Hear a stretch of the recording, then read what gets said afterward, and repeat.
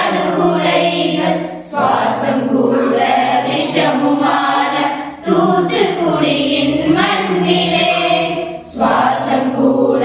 விஷமுமான தூத்துக்குடியின் மண்ணிலே நியாயம் கேட்டோர் கொல்லப்பட்டோர் என்ன பதில் என்று கூறடா நியாயம் கேட்டோர் கொல்லப்பட்டோர் என்ன பதில் என்று கூறடா இனி வரும் நம் தலைமுறைக்கு இங்கு வாழ்தல் சாத்தியமோ சோழ நாட்டில் சோறுமில்லை குடிக்க இங்கு நீருமில்லை தாகம் கொண்ட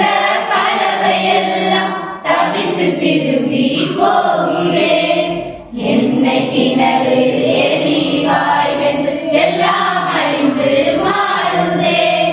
என்னை கிணறு எரிவாய் வென்று எல்லாம் அழிந்து மாறுதே